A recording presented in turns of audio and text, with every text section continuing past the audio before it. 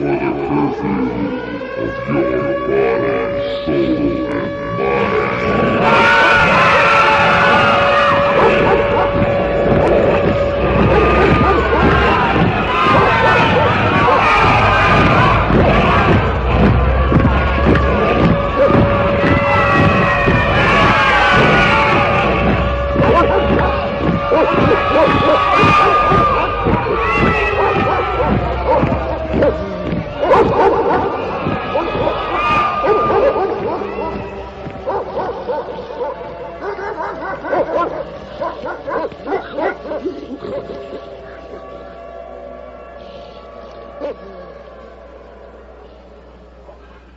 Good evening, folks, and welcome once again to the Hour of the Time.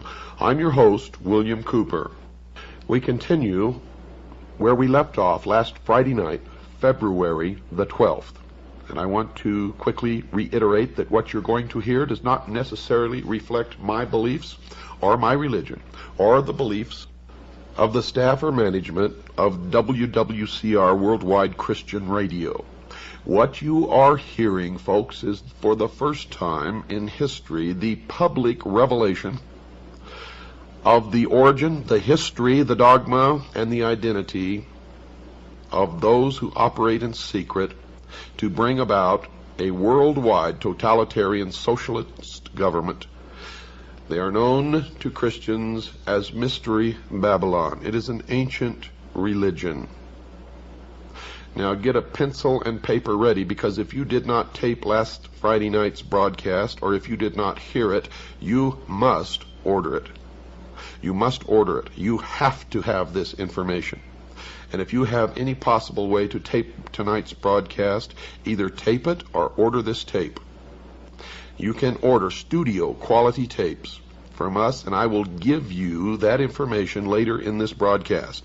Make sure, as always, that you have pencil and paper or pen and paper by your side at all times. You will want to write down important portions of this broadcast, and you certainly will want to get our address and phone number and the price of the tapes. Those of you who are smart enough to know what is transpiring here know that these are historic broadcasts, and by making these broadcasts, I have sealed my fate.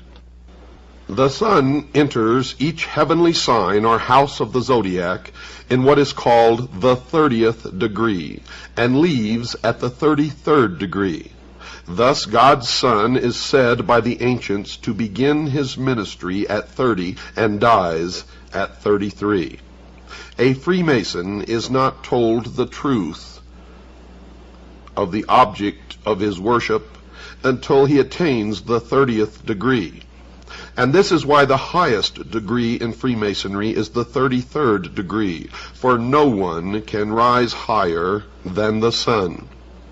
When viewing the shimmering rays of sunlight on a body of water at dawn or sunset, one can still see today how God's Son walks on water.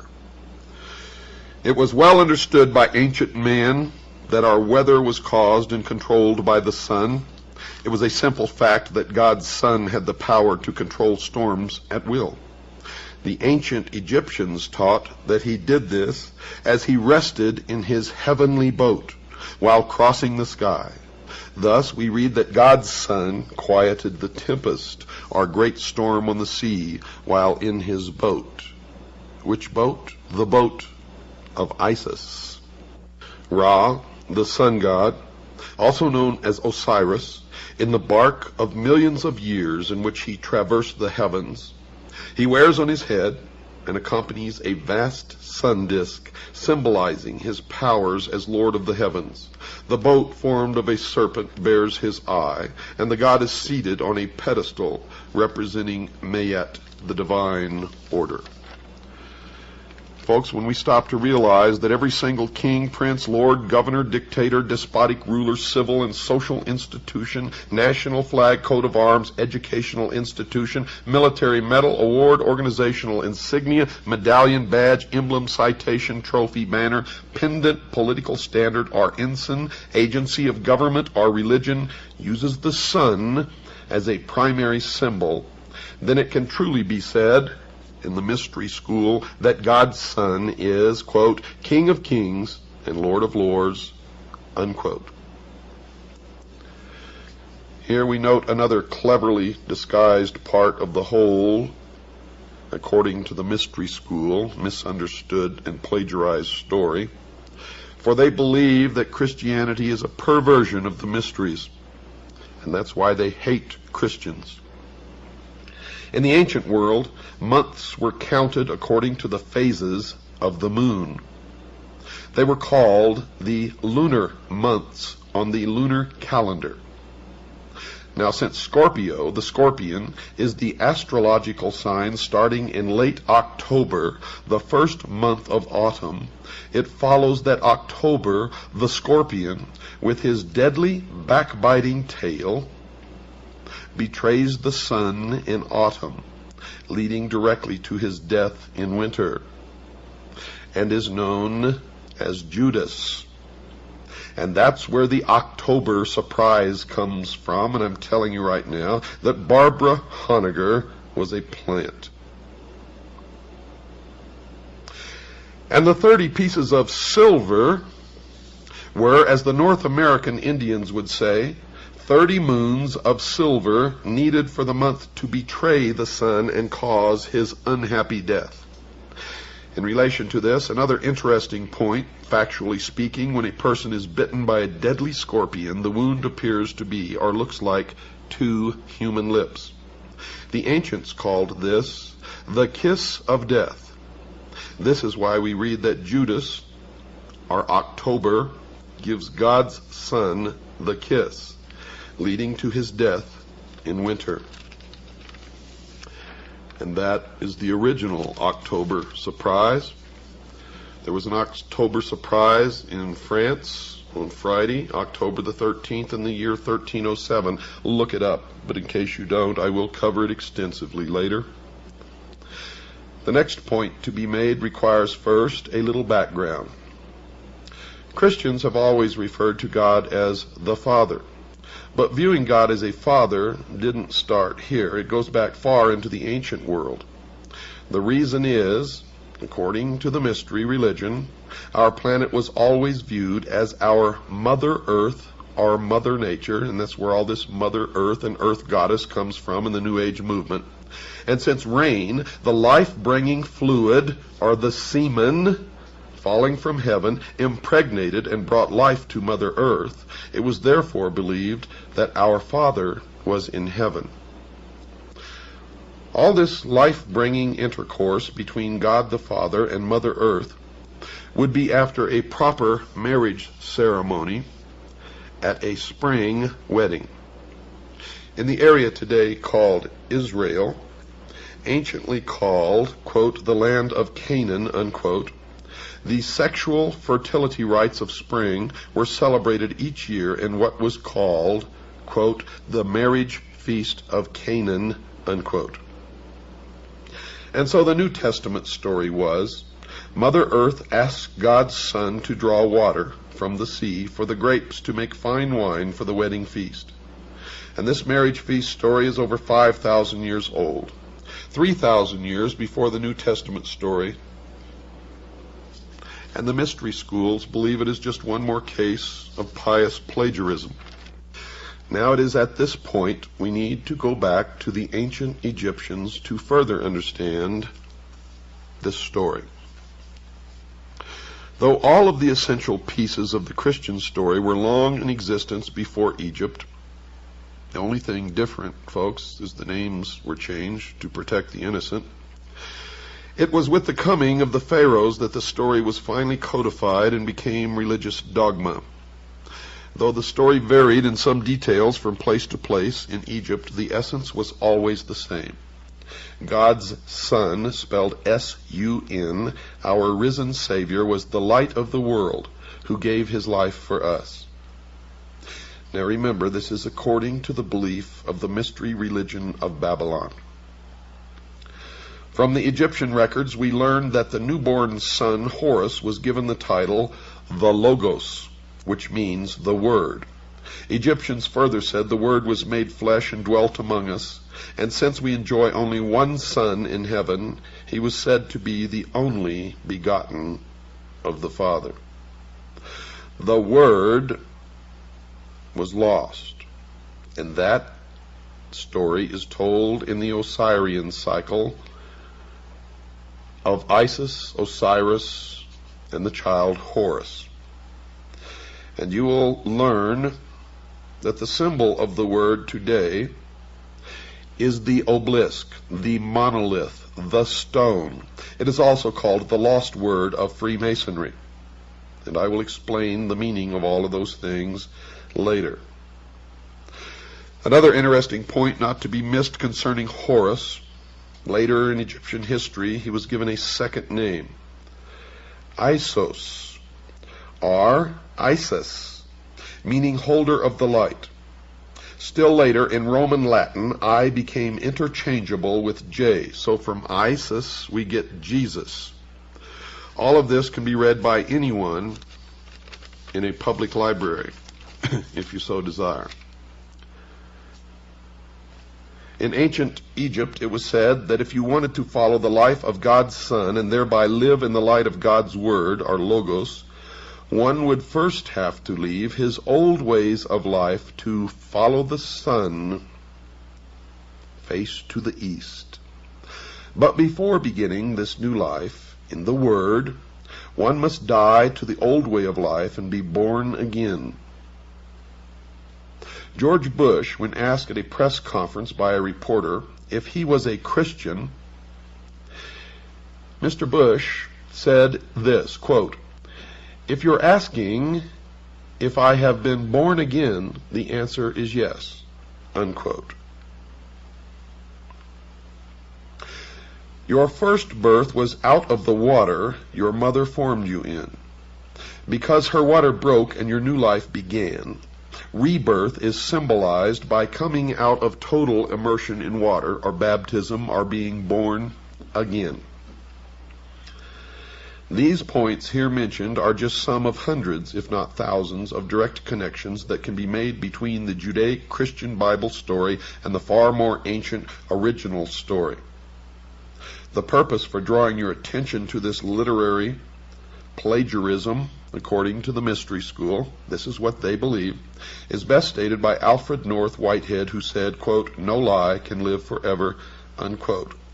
They hate Christians, they hate Christianity, and the first object is to destroy the Christian church and Christians, to wipe them off the face of the earth. If you are a Christian, you are in the greatest danger that you can even imagine at this moment as the New World Order takes shape around you. Egyptologist Gerald Massey said, quote, "They must find it difficult, those who have taken authority as the truth rather than truth as the authority," unquote. And now for a few thoughts on the Old Testament Word of God, according, again, to the mystery religion. Remember, I am revealing the secrets of the mystery religion of Babylon during this broadcast. At Malachi 4:2, the God of heaven is described as the Son of righteousness with healing in his wings, and it is spelled S-U-N. The Son with healing in his wings. Then in the New Testament, at Matthew 23, verse 37, and Luke 13, verse 34, we see God's Son wanting to gather all under, quote, his wings, unquote. This is most appropriate, for in Egypt the Son was always pictured with his wings, and you see a disc with wings. Now all these pitiful little twits running around calling themselves ufologists, and Zechariah Sitchin, who has perverted the interpretation of the ancient writings, claims that this means that the Egyptians, whenever they drew these or put these hieroglyphics on in their writings, were indicating that UFOs came from other planets, and nothing can be farther from the truth. But this is part of the mystery Babylon deception, trying to convince the people of the earth that we are threatened by some other species from some other planet, so that they can more quickly bring about their new world order, their one world totalitarian socialist government. Don't fall for it, folks. I have found that most of these people involved with the so-called UFO research, who are trying to convince you of this, are Freemasons. Most of them 32nd degree of the Scottish Rite. And evidently they are attempting to do their best toward the furtherance of the great work in order to attain the 33rd degree, which can only be attained by meritorious work to bring about the completion of the great work, which is the destruction of the church, the state, and the enslavement of the mob, which is all of us.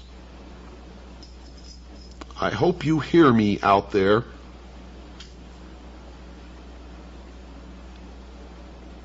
In the most ancient Egyptian understanding of things, mankind was called the sheep of God. And the great orb of day, God's sun, was the overseer, or, in the exact words from the ancient Egyptian manuscript, the good shepherd. And we are his flock. All ancient kings thought of their people as sheep to be pastured, with themselves as the shepherd. Sheep are ideal followers, you see, for they do not think for themselves, but will blindly follow anyone without question, and that's why I call most people sheeple. It's truly admirable behavior for animals, but it is very, very unwise for humans. Sheep were born to be fleeced, and have the wool pulled over their eyes, and are eventually always led to the slaughter. Lastly, they end up as a tasty meal eaten by their masters, and their skin, or their hide, or their wool is worn as an apron around a Freemason's waist. How about that? Keep all of the foregoing in mind, folks. We read again from the Old Testament book of Psalms. At Psalms chapter 23, verse 4, we read that old, dog-eared, tired, exhausted, and equally misunderstood chestnut, according to the mystery schools, used by every man of the cloth to put the sheep to sleep. We quote it here. Quote, "Yea, though I walk through the valley of the shadow of death, I will fear no evil, for thou art with me. Thy rod and thy staff, they comfort me," unquote. Thy rod and thy staff? Here in the book of Psalms, the Old Testament God is pictured with his rod and staff. The rod here mentioned is the king's rod of discipline, and the staff is the shepherd's staff or crook. Now, for the correct understanding of this old verse, any good library book on the Egyptian religion will tell you that the ancient pharaohs were said to be ruling for God's Son, spelled S-U-N, on earth. He was called King of the Kingdom and the Great Shepherd of his sheep. In the hands of the Pharaoh god, whose arms formed the sign of the cross on his chest, were placed the royal symbols of heavenly power: the rod, which was a flail, and the staff. The rod was used to beat those who were disobedient, and the staff with the crook was used to herd the sheep. Incidentally, Jesus is pictured not only with his shepherd's staff, but at Revelations 12, verse 5, and Revelation 19, verse 15, is also said to rule with a rod of iron. And I have pictures here of all of this. You can't see it, but you can go to the library and find this stuff. Our research has been thorough, and we have managed to place members of Kaji within the Masonic lodges, and we have verified everything that we are telling you here now. We have infiltrated the lodge. In Jeremiah chapter 18, verse 2 through 6, in Isaiah chapter 64, verse 8, we see the God of the Old Testament portrayed in a different way. Here, he is said to be the great potter who fashions man on a potter's wheel. Almighty God, the great potter? In Jeremiah chapter 18, let me read to you what it says. The word which came to Jeremiah from the Lord, saying, Arise, and go down to the potter's house, and there I will cause thee to hear my words. Then I went down to the potter's house, and behold, he wrought a work on the wheels. And the vessel that he made of clay was marred in the hand of the potter. So he made it again another vessel, as seemed good to the potter to make it. Then the word of the Lord came to me, saying, O house of Israel, cannot I do with you as this potter? Saith the Lord. Behold, as the clay is in the potter's hand, so are ye in mine hand, O house of Israel. In Isaiah chapter 64, But now, O Lord, thou art our Father, we are the clay, and thou our potter, and we are all the work of thy hand. The potter story was Egyptian. 1,000 years before it was written by the writers of the Bible. And I have a picture here taken from Egyptian hieroglyphics, and you can find this in a book called The African Belief in God. It shows the hieroglyphics taken right off of the Egyptian temples, and it shows the god Nemu fashioning the body of one of the Ptolemies on his potter's wheel. And here's another picture, the god Nemu fashioning a man upon a potter's table, and behind him stands Thoth, marking his span of life on a staff.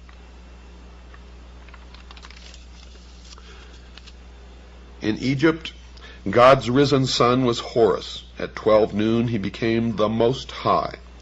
In this exalted position, he became the mediator between God and man.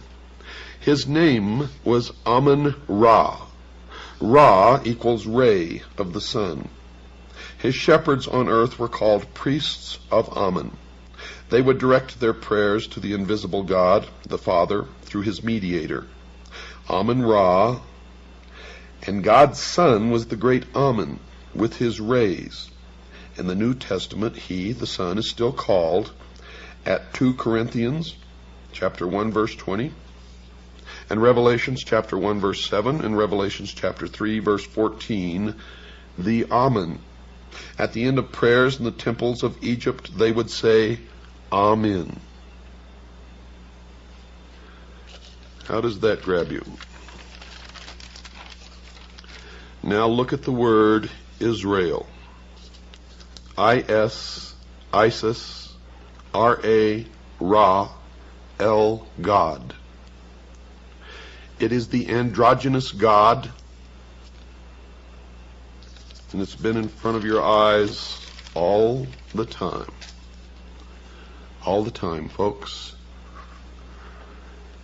Anyone who goes to any library and does the research that we have done can reveal that the religion of Mystery Babylon is exactly as I have stated it last Friday night and during this broadcast, and will continue to state it because there is a lot more, folks.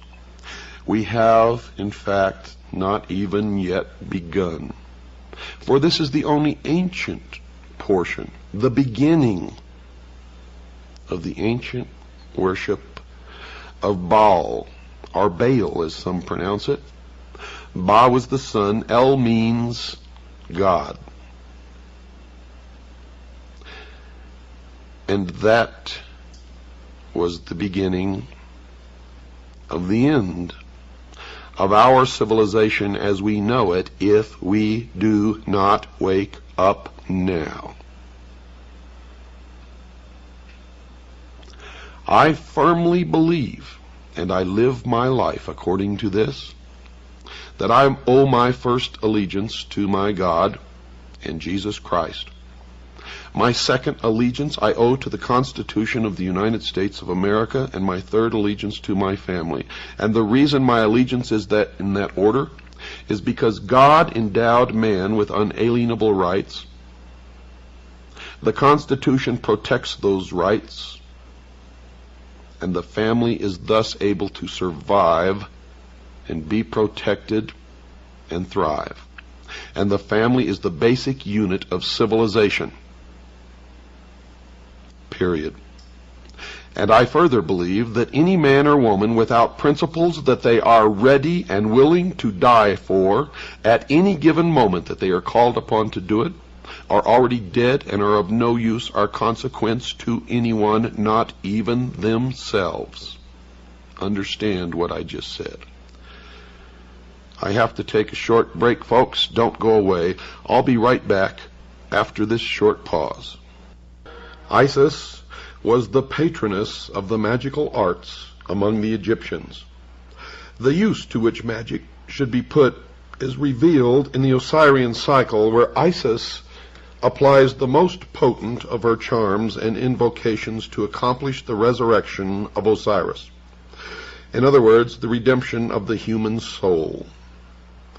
That the gods of Egypt were elements of a profound magical system and possessed a significance far different from that advanced by modern Egyptologists is certain. The various deities of the Nile Valley were elements of an elaborate magical metaphysical system, a kind of ceremonial Kabbalah. This cannot be denied. But even when impressed with the reality of this fact, the modern Egyptologist still balks. Supposing, he asked, that the Egyptians did possess an elaborate metaphysical doctrine, of what value is its rediscovery in an age when the natural has been demonstrated to be mediocre and the supernatural non-existent? Even if these extinct persons whose mummies clutter up our museums were the custodians of some mysterious lore, we have simply outgrown it. Let the dead past bury its dead, they say.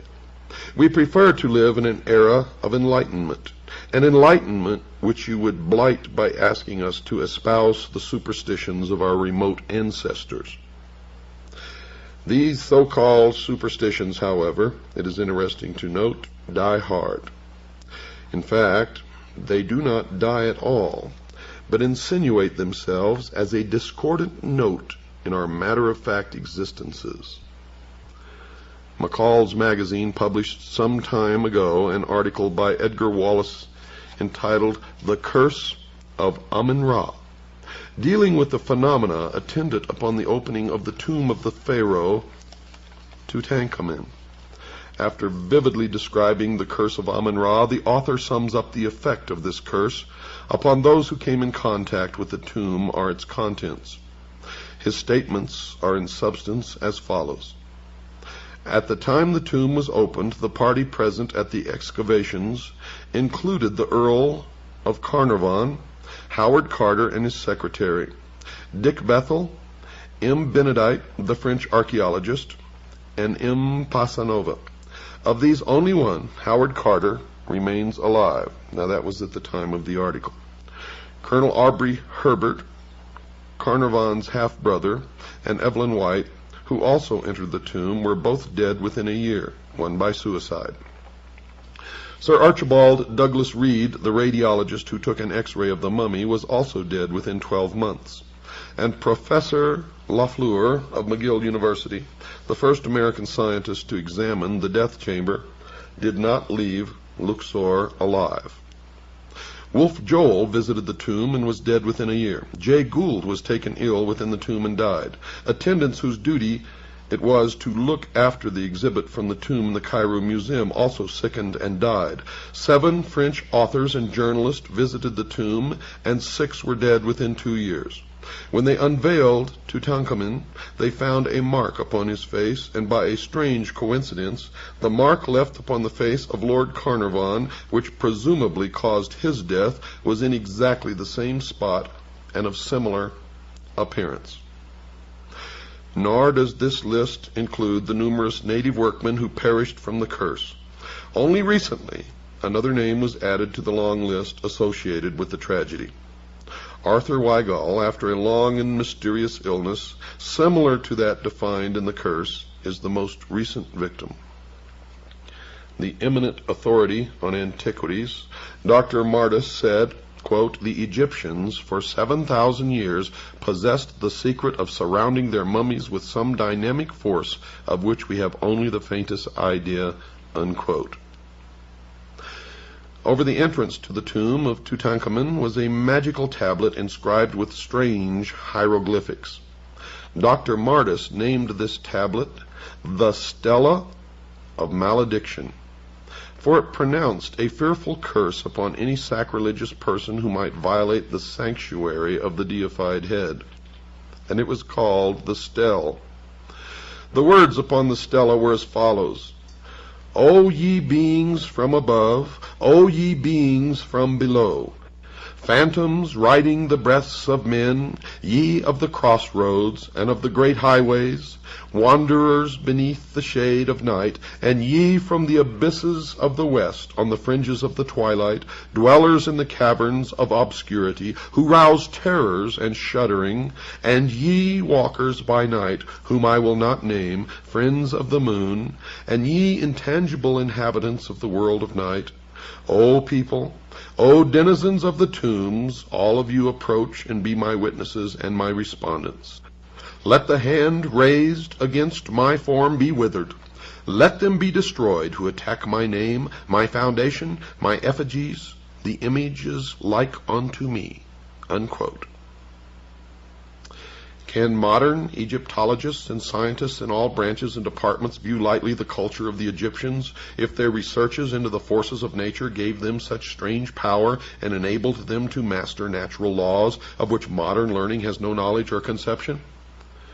Did you know that Lars Hansen was reared in the Stele group? Did you know that a very famous talk show host who covers for the Masons all the time was a member? Also was heavily involved with the Communist Party? Did you know these things? Do you ever bother to check, you who listen to these people and believe them blindly? You, the sheeple of the world? Circumstances so extraordinary as the curse of King Tutankhamun simply overtaxed the theory of mere coincidence, folks. Nor is this an isolated case, as those will remember who read the accounts of the Cleopatra mummy curse many years ago. It will also be noted that in this age of moral certitudes, the story of the Tutankhamun curse had no sooner been broadcast than several of our large museums were deluged by gifts of Egyptian antiquities from private individuals who no longer desired to own them. And these persons, most of them well educated, as modern education goes, were not superstitious. They were just careful. The following article appeared in an English newspaper in 1923. Quote, "The death of Lord Carnarvon has been followed by a panic among collectors of Egyptian antiquities. All over the country, people are sending their treasures to the British Museum, anxious to get rid of them because of the superstition that Lord Carnarvon was killed by the Ka, or double of the soul of Tutankhamun. These fears are, it is hardly necessary to state, absolutely groundless." Unquote. It's also hardly necessary, folks, to add that the journalist fails to give his authority for the last sentence. The newspaper article continues. Quote, "An avalanche of parcels containing mummies, shriveled hands and feet, porcelain and wooden statuettes, and other relics from the ancient tombs descended this week on the British Museum. Fear inspires these gifts, brought by every post. The belief that a dead king's curse is potent for evil after thousands of years won thousands of adherents on the day when Lord Carnarvon became ill. Few of the parcels received at the museum bear the sender's name. The owners, in their eagerness to wash their hands of the accursed things, have tried to keep their identity secret. The British Museum is a godsend to the superstitious. It offers a means of shifting the liability to expert shoulders. The museum authorities are used to such liabilities, having harbored the coffin lid of the powerful priestess of Amun-Ra for years. But they are not at all grateful for the present flood of gifts. The museum weathered a similar storm some years ago, when the story of the curse of the priestess of Amun-Ra became public. Sufficient scare gifts were received to fill a large showcase. A long chain of fatalities has been attributed to the curse of the priestess. Men who have made fun of the superstitious have died within the year. Another story is that a photographer took pictures of the priestess and placed the plates in his safe. When he went to look at them some weeks later, the glass had become a thin brown powder, unquote. Now let us consider the rational explanations, so-called adduced by science in disposing of the superstition of the king's curse. Dr. Frederick H. Cowles, FRGS, famous British scientist, declared in an interview years ago that Lord Carnarvon and a number of workmen engaged in excavation met their deaths as the result of a poisonous and almost invisible dust placed there purposely by the wily priests to bring destruction upon the violators of the dead. Quote, "This poisonous dust," unquote, says Dr. Coles, quote, "analysis of which has baffled scientists, was scattered about the tomb. Lord Carnarvon was not the only one to note its fatal property, as a number of workmen engaged in the excavation were likewise stricken. Most of these died a lingering death, but others, greatly impaired in health, have recovered," unquote. There is nothing in the learned doctor's explanation, however, to account for the fact that Howard Carter did not chance to breathe any of the noxious vapors, although he was more steadily engaged in the work of excavation than even Lord Carnarvon. It's also questioned how much science actually knows about this mysterious dust which defies analysis, for if it cannot be analyzed, how can it be either identified with certainty or even proved poisonous? The term poisonous dust is evidently the charitable term that covers a multitude of scientific shortcomings. Several years later, there was another revelation that they were stricken with some virus that inhabits ancient tombs. And who knows what the real story is? Though sorcery has been accorded no official recognition by modern science, there is nevertheless a certain quasi-official acceptance of the reality of occult phenomena throughout the civilized world.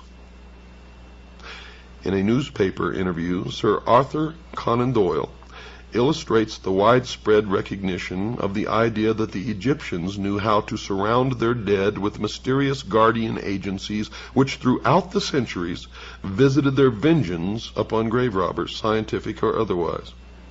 In discussing with the correspondent of the Daily Express the death of a certain Mr. Fletcher, who had felt the wrath of Egypt's dead, Conan Doyle declared that the tragedy was caused by Egyptian elementals guarding a female mummy because another student of Egyptology, a Mr. Robinson, had begun an investigation of the stories of the mummy's malevolence.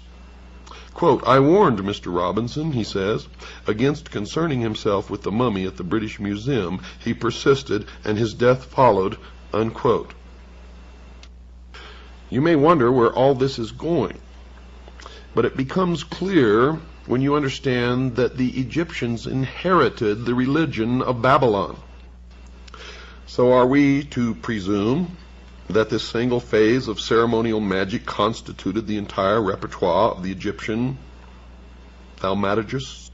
You see, if they could manifest such surprising power, is it not probable that they possessed a knowledge of other natural hidden forces, forces as yet unknown to the modern public world, which is possibly of inestimable value, which may still be contained within what is called the secrets of the ages, which is guarded by the modern mystery school, which is still the ancient mystery school brought forward through the ages? We are assured in the authorized version, and note I say authorized version of Holy Writ, that the magicians of Egypt changed their staves or rods into serpents in the presence of Pharaoh. The modern scientist does not live who can duplicate that phenomena, yet if he happens to be a good Christian, he is in somewhat of a dilemma. We can pass over all the desperate efforts to disprove the magical powers of the Egyptians as arising not from a mature knowledge, but from a desperate prejudice. You see, magic is too ancient and too universal to be explained away by mirrors, wires, and hinges. In Egypt, we are dealing unquestionably with true manifestations of occult power. The learned author of Art Magic presents what may be accepted as a reasonable, accurate estimation of the priest-magicians of the old Egyptian mysteries. Quote, "They were highly educated, scientific men. They understood the nature of the lodestone, the virtues of mineral and animal magnetism, which together with the force of psychological impression constituted a large portion of their theurgic practices. They perfectly understood the art of reading the innermost secrets of the soul, of impressing the susceptible imagination by enchantment and fascination, of sending their own spirits forth from the body, which many modern metaphysical teachers claim that they can do, as clairvoyants under the action of powerful will. In fact, they were masters of the art now known as mesmerism, clairvoyance, electrobiology, etc. They also realized the virtues of magnets, gums, herbs, drugs, and fumigations, and employed music to admirable effect. And no one since has been able to perfect or even come close to their art of embalming the dead." The highly gifted Egyptologist Lenormant acknowledges Egyptian magic as an essential part of their religious philosophy. James Bonwick, FRGS, thus summarizes the powers possessed by Egyptian adepts. Quote, "Egyptian mystics could levitate, walk the air, handle fire, live underwater, sustain great pressure, harmlessly suffer mutilation, read the past, foretell the future, make themselves invisible, and cure disease." Unquote. Now, I have no idea whether to believe that or not, but that is what this expert says. Now, if you doubt the power of magic wielded by the priests of Mystery Babylon, listen to this. For we can compare James Bonwick's account with some other news from Tibet, another land long famous for magic. Dr. Alexander Cannon, a distinguished scientist, a doctor of medicine, a celebrated psychiatrist, a master of arts, and a fellow of the Royal Geographic Society, brought back a strange record from the land of the Lamas. He claimed he saw a tree withered by a pointed finger, a dead man raised to life, the Grand Lama surrounded by a blue aura 3 inches thick, and a human being lifted into the air by pure mental effort. The London County Council called upon Dr. Cannon to resign his post as the head of a noted institution for his remarks, but later, strangely enough, after further inquiry, withdrew the demand. It would seem, folks, that the age of miracles, or at least magic, is not dead. You know, Plato, and I wrote this in my book, was an initiate of Mystery Babylon, and was actually initiated in the Great Pyramid in Egypt, where he lay in the sarcophagus for 3 days and 3 nights. He entered as a mortal man, and according to his writings, emerged as a god, given or imparted knowledge which he was to guard and keep. Remember, they called themselves the guardians of the secrets of the ages. From the writings of Proclus and Iamblichus, we can gain a considerable insight into the principles of Egyptian magic. To the old philosophers, even Pythagoras and Plato, magic was no mystery. According to Proclus, the initiated priests so fully understood the mutual sympathy between the visible and invisible worlds that they were able to change the course of action and focus divine virtues upon inferior natures. And according to Plato, the highest form of magic consisted in the divine worship of the gods, plural. And according to Iamblichus, the priests, through sacerdotal theurgy, were able to ascend from a material state of unconsciousness to a realization of the universal essence, thus coming to an understanding of universal purpose by which the performance of high feats of magic became possible. Thousands of years later, Aleister Crowley claimed the same thing. Now this is significant. It's proper at this point to establish a clear line of demarcation between magic and sorcery. You see, the term magic was not associated with occult jugglery by the Egyptians, but arose from a profound understanding of natural law. Magic, said General Albert Pike, and you will be hearing an awful lot of General Albert Pike during this series of shows. Magic, says General Albert Pike, is the exact and absolute science of nature and its laws. Unquote. From the knowledge of this absolute science arises occult science. Occult merely means hidden, folks. From experience in occult science, in turn, arises the theurgic art. For as surely as man has adapted his physical universe to his purposes, so surely the adept of the mystery school adapts the metaphysical universe to his purposes. To acknowledge that the Egyptians possessed the power of adapting mystical forces to physical ends is to bestow upon them proficiency in the most perfect and difficult of the arts, according to the mystery religion of Babylon. Yet to deny this ability on the part of the Egyptian priests is to deny the evident, and we must resign ourselves to the undeniable fact that they possessed a form of learning which has not been conferred upon this present race, at least publicly. Men like Aleister Crowley have proven that it has been passed down through the ages and is kept and practiced secretly by those who call themselves the guardians of the secrets of the ages. Now, folks, we are in desperate need of money to help pay for airtime. If you like this show, if you want it to stay on the air, then please reach down in your pockets, contribute the most that you can possibly afford. Make your checks out to WWCR, not to me. This is going straight to the radio station to pay for airtime. Not one single penny of it goes in my pocket, or anybody else's for that matter. It goes to the radio station. Make them out to WWCR. If you would like a list of tapes or available materials, or would like an information packet, or learn how to join CAGI, the Citizens Agency for Joint Intelligence, then send your checks, your donations made out to WWCR, and your request for information to P.O. Box 889, Camp Verde, Arizona, 86322.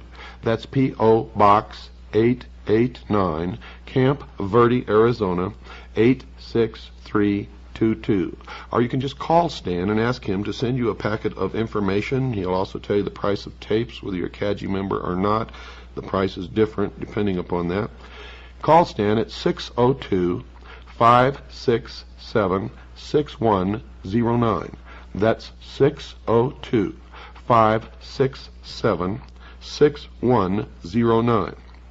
If you write in, please address the envelope to Stan, S-T-A-N. Good night, folks, and God bless you. And remember, this is what can happen if you just wake up.